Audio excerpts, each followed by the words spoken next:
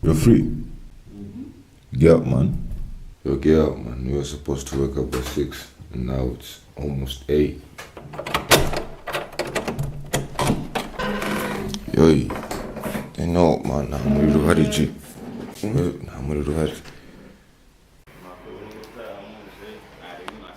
baturangiye si hano raburiya baturangiye kuko muri izi karitsiye batubwira ati ni hatari sawa munakoze sawa.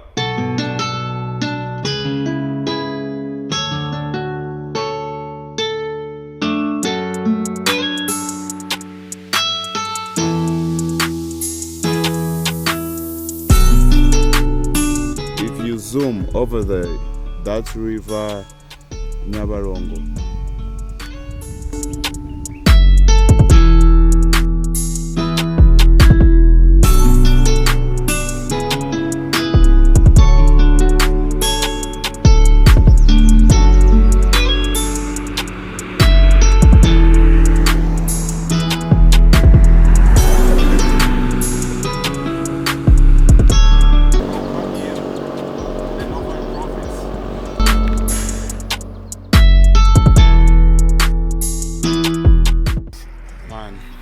This is mad, but the experience is really good.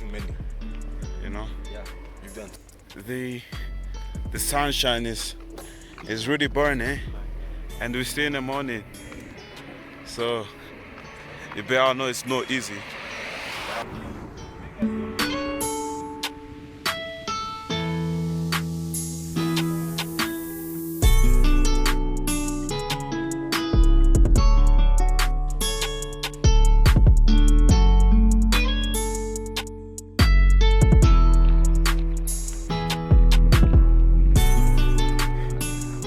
They was gonna turn. I knew it. Those guys. See, this is Sharongi, man. He's the host. The guy is the host. And he decided to walk more like 62 kilometers. 100 something.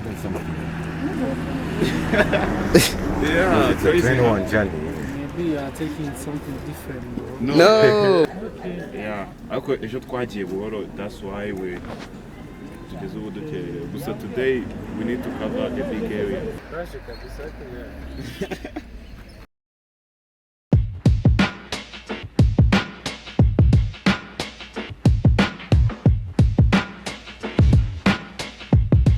So now that I think we are leaving Sharongi, you can see my guys behind me. They're taking pictures. We did not record like lots of stuff because I've seen something going on. Because I've seen very many policemen and soldiers. We couldn't record like most of the area, but okay. Let me talk a little about this journey. So this journey, to be honest with you, to take a decision to walk from Kigali to Musanze, bro, it's not easy. If you like adventure, as myself, I know you will like the journey. So you pass through different villages. Anyways, it's still crazy. I know I'm gonna be tired still doing this, but I'm committed. I want to do it though. I know we've covered a large area now. So, let's see what I've got. Let's go. All the way to Musanze. Yeah.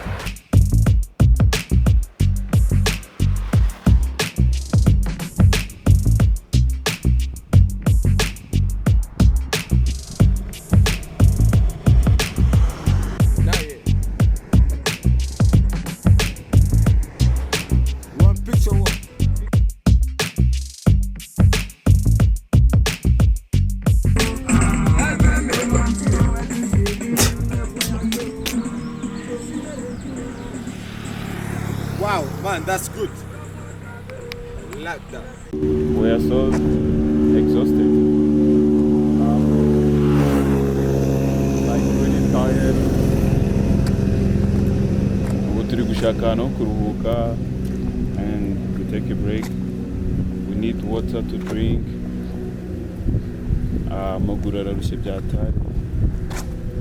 Gusa ahantu turi hari nature, hari nature nziza, nature hari ka nature nziza, gusa akayaga keza, you know, bakwifuje kuguma hanga ariko we can't. Nothing to drink, nothing to eat, so we gotta keep moving. Gusa ni heza nuko wenda kwa recordinga bisa nkaho bigoye bitewe n'ukuntu bisa nkaho bitemewe.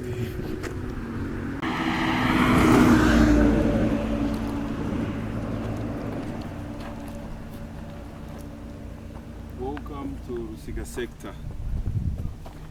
Umurenge wa Rusiga. Turacyagenda.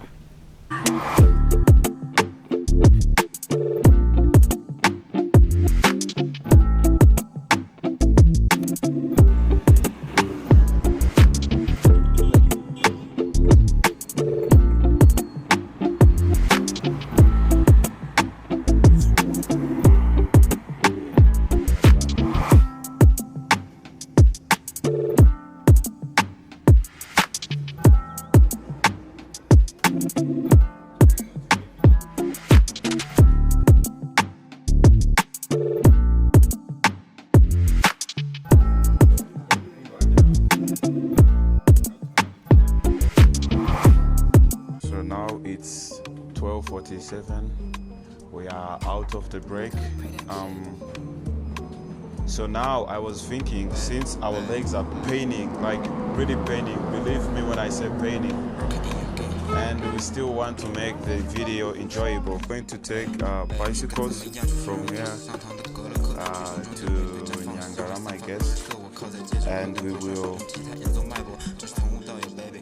see what one in. Yeah, but we need to make it fun, because to be honest, I look so tired, I know, but we need to make fun. I don't want to take no motorcycles, but let's take bicycles to still make the experience realistic. Alright, boom.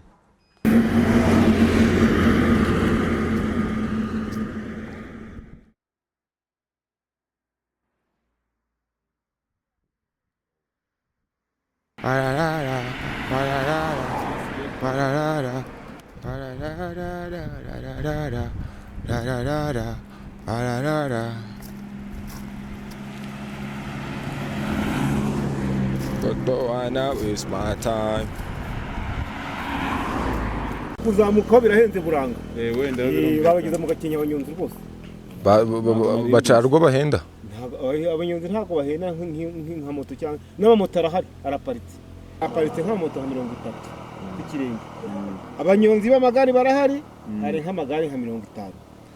Kugerayo ni nk'iminota, naye mvuyo n'amaguru, imodoka irangije inzara n'amaguru, ayo kuva hano ujyayo ni nk'iminota nk'icumi. ntabwo ari kure. Iminota 10 kugera hano kuki uri mu katirikoni muramuri hakurya. Murakoze cyane n'ukuri. Umunsi mwiza. Yego.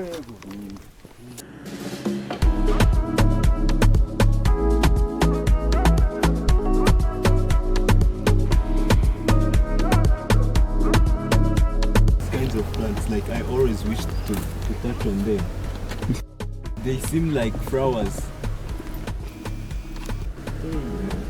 Yine urimo urareba on this dog. I need to take one. Keep it for me.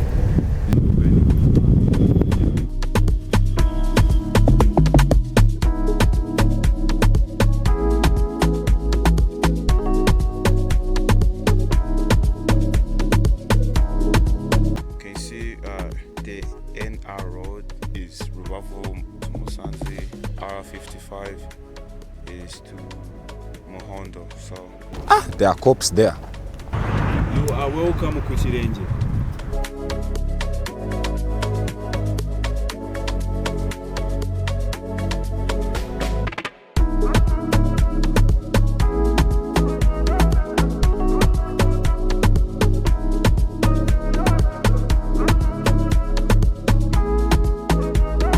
So now we went to visit ku kirenge cya Ruganzu. We are not allowed to record it because it's an exhibition, but we are going to visit it. I think it's an exciting experience to see the footprint of our ancestor, our King Ruganzu. So it's very cheap. You can come and visit. 1,500. Yeah, it's a very good experience. We can't pass by. Now the tour is done. Tubonye ikirenge cya Ruganzu. It's very tall, like from here to here. Bro, this experience, I'm so tired. My friends are tired, but we still wanna keep moving. Bro, we thought this journey would take me 2 days, but it's taking more than 2 days. Bro, all is well. Nico, turi gufata video.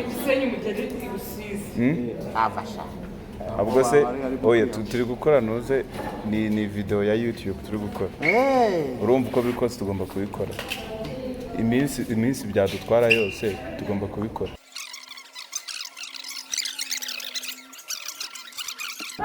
Arya wowe witwa nde?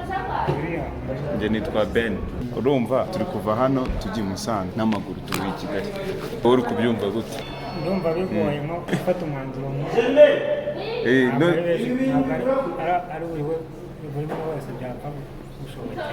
hari nk'umugabo nzi witwa Burende yaratubwiraga ati ava hano akagera Kibeho n'amaguru iminsi 3. Twe tuvuye i Kigali, twavuye ejo na n'ubu turacyagenda. Urumva tugiye kumara iminsi 3 mu nzira.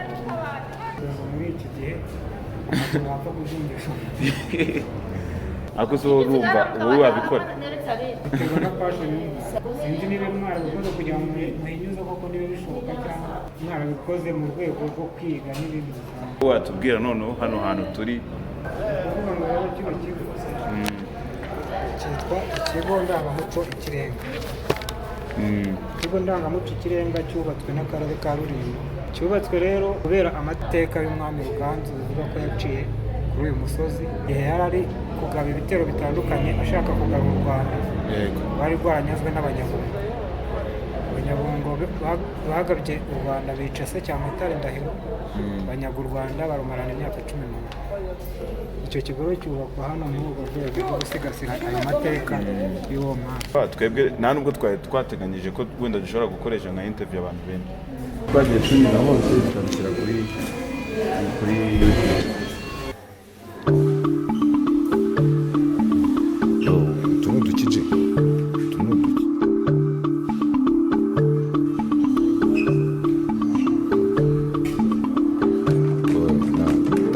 Fasha gutya mwere kukuntu bayikina.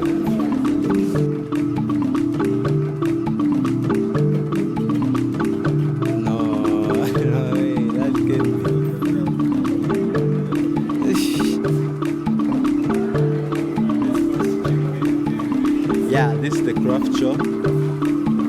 Probably. Man.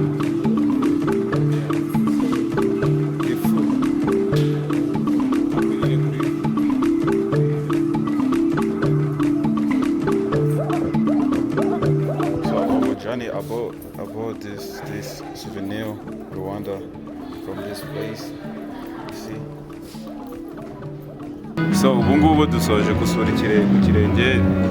We bought souvenirs by this one.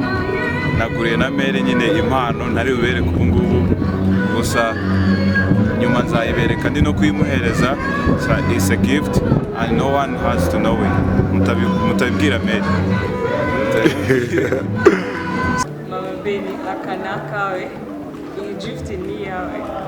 Yo, you never bought something for your mother, man. Is that for your mother? With some nails. Let's go nails on it. Woo! Literally, Nanji, man, I was going to buy my mother some stuff, but I ran bankrupt, man. I have like 500 on my momo and 450 on my union pay. Mom, I ain't giving you nothing. So let's go, let's get back to the thing. We are going to look for cyclists, abanyonzi, and see if we can get to Nyirangarama. Let's go. Or maybe further. We've got to cyclists, so they're looking for my cyclist. We want to experience something. You know, it's so steep.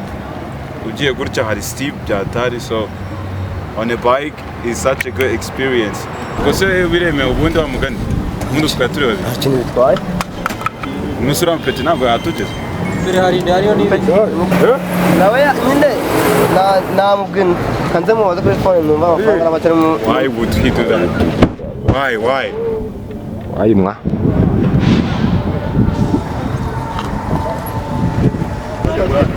Ya courage sene bujeyo man. Kanze mazi niche. Kanze ya witenge. Ura witenge sarajya. Mugende giye ntacyo. Hey, peace out.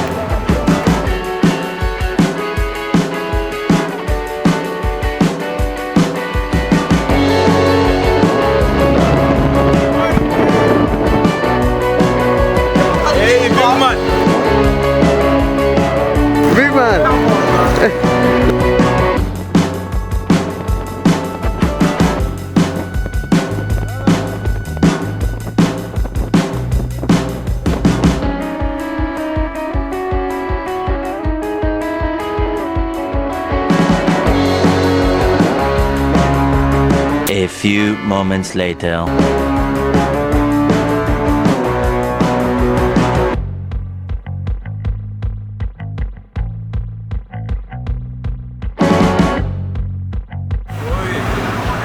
Man. This been crazy, you know what I'm saying, man? Yeah. Hey. That was shit that. The president of the republic is going to pass by. Ntabwo twarecording and ntabwo batwemerera. We're hiding, we're probably hiding. Yeah, we're probably hiding. Ubu ngubu turi kwiba turi kurikodinga, niyo mpamvu twabonye intro ya hano tuhinjira tugura ibintu tubakorera probably twaba ko tugiye gukomeza n'ubundi, so nta kundi ngo turahita dukomerezaho. This is it. Gusa twageze amahoro, twaje ku magare turi kuri Munyenga, nta kibazo. So ubu ngubu tugiye mu Gakenke.